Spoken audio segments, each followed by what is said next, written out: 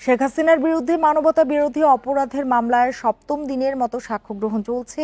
আজ সাক্ষ্য দিচ্ছেন মোট 4 জন। বান্ডেল থাকলে প্রতি সেনমানিতে টাকা বাঁচবে। বিকাশ সেনমানি বান্ডেল কিনে জিতুন প্রতি লেনদেনে। এর মধ্যে আছেন রংপুরের শহীদ আবু সাঈদের মরদেহের ময়না তদন্তকারী চিকিৎসক ডাক্তার রাজিবুল ইসলাম। এর আগে 16 জনের সাক্ষ্য গ্রহণ ও জেরা শেষ হয়। জুলাই আন্দোলনে আহত, ঘটনার প্রত্যক্ষদর্শী এবং শহীদদের পরিবারের সদস্যরা প্রথমে সাক্ষ্য দিয়েছেন। জুলাই অভ্যুত্থানে নেতৃত্ব দেয়া ছাত্রনেতা সহ গুরুত্বপূর্ণ ব্যক্তিরাও মামলায় সাক্ষ্য দেবেন বলে জানিয়েছে প্রসিকিউশন। ট্রাইব্যুনালে এই মামলায় শেখ হাসিনার সাথে সাবেক স্বরাষ্ট্রমন্ত্রী আসাদুজ্জামান খান ও সাবেক আইজিপি চৌধুরী আব্দুল্লাহ আল মামুনকেও আসামি করা হয়েছে। এর মধ্যে সাবেক আইজিপি মামুন রাজসাক্ষী হিসেবেও সাক্ষ্য দেবেন। এদিকে শেখ হাসিনা ও সাবেক সেনা কর্মকর্তা জিয়াউল আহসান সহ 11 জনের বিরুদ্ধে গুমের মামলায় তদন্ত প্রতিবেদন দাখিলের সময় আরও 2 মাস বাড়িয়ে 26শে অক্টোবর ধার্য করেছেন আদালত।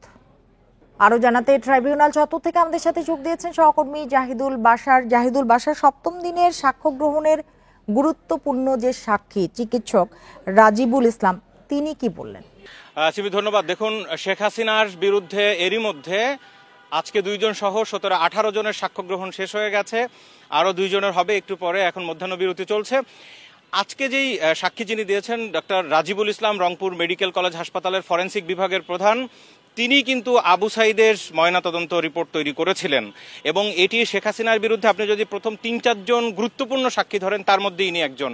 কারণ আবু সাঈদের হত্যা যেটি পুরো আন্দোলনের মোড় ঘুরিয়ে দিয়েছিল, সেই আবু সাঈদ হত্যার ময়নাতদন্তের রিপোর্ট কিভাবে পরিবর্তন করতে তাকে প্রেসার দেওয়া হয়েছিল এবং তিনি আদালতে বলেছেন 1, 2, 3 বারের মতো তিনি রিপোর্ট দিয়েছিলেন, সেটি গ্রহণ করা হয়নি। চতুর্থবারে যে রিপোর্টটি দিয়েছে সেটি পুলিশ গ্রহণ করেছে এবং সেটিতে এর আগের 3টিতে তিনি লিখেছিলেন যে যেটি সরাসরি লাইভ সম্প্রচার হয়েছে, সারা বিশ্ব দেখেছে যে আবু সাঈদকে খুব কাছ থেকে গুলি করা হয়েছে, তিনি সেটি লিখেছিলেন যে গান শট ইনজুরি এবং মাল্টিপল পিলেট ইনজুরির কারণে যে ইন্টারনাল হেমারেজ অর্থাৎ অভ্যন্তরীণ যেই রক্তক্ষরণ, সেটিকে তিনি কারণ হিসেবে লিখেছিলেন, কিন্তু পুলিশ সেটি গ্রহণ করেনি।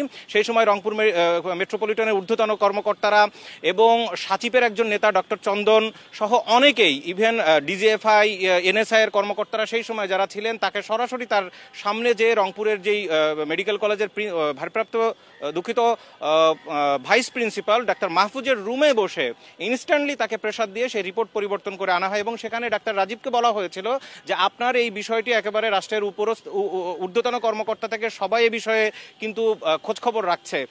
এবং তিনি যখন 3টে রিপোর্ট ঠিকমতো মানে পুলিশের মন মতো দেননি, অর্থাৎ সরকার যেভাবে চায় সেভাবে দেননি, শেষে তাকে বলা হয়েছিল যে আপনার বিরুদ্ধেও গোয়েন্দা নজরদারি চলছে, মামলা হচ্ছে, ব্যবস্থা নেওয়া হবে।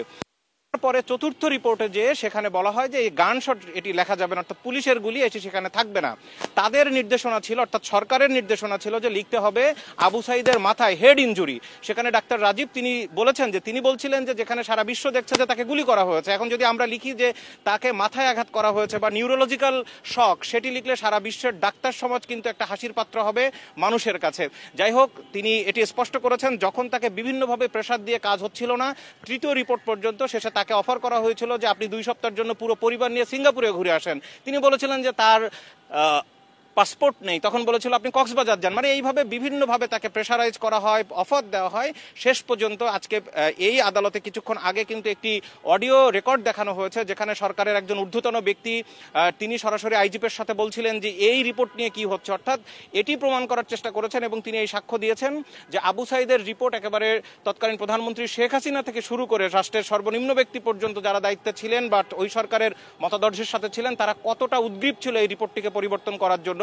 এবং শেষ পর্যন্ত তিনি গান শট শব্দটি বাদ দিয়েছেন, কিন্তু রিপোর্টে তিনি লিখেছিলেন যে পিলেট ইনজুরির কারণে ইন্টারনাল হেমারেজ হয়েছে, অর্থাৎ অভ্যন্তরীণ রক্তক্ষরণ। যাই হোক, এই রিপোর্ট আজকে এখানে এই সাক্ষীর যে সাক্ষ্য সেটি গ্রহণ করা হয়েছে। একই সাথে তাকে জেরা করেছেন আসামি পক্ষের যিনি আইনজীবী রয়েছেন, শেখ হাসিনার পক্ষে রাষ্ট্রনিযুক্ত আইনজীবী। দেখুন, শেখ হাসিনার পক্ষে মোট 30 থেকে 35 জনের মতো সাক্ষী এখানে উপস্থাপন করা হবে, তার মধ্যে আজকেই 20 জন শেষ হয়ে যাচ্ছে সব মিলিয়ে। আর যে কয়জন বাকি থাকে খুব শীঘ্রই সেটি শেষ হয়ে যাবে। রাষ্ট্রপক্ষ অর্থাৎ চিফ প্রসিকিউটর বলেছিলেন যে ডিসেম্বরের মধ্যে গুরুত্বপূর্ণ মামলার রায় চলে আসবে, সেই হিসেবে একটি মামলার সাক্ষ্য গ্রহণ এবং জেরা যদি শেষ হয়ে যায়, অর্থাৎ অর্ধেক পথ কিন্তু শেষ হয়ে গেল, খুব দ্রুতই এগিয়ে চলছে। এবং যেটি এরা যে আশাবাদ দিয়েছেন প্রসিকিউশন থেকে ডিসেম্বরের মধ্যে রায় আসতে পারে, সেটি কিন্তু সম্ভব, এখানে আইনজীবীরা যারা বা প্রসিকিউশনের যারা বলছেন তারা। জাহিদুল বাশার, আপনাকে অনেক ধন্যবাদ।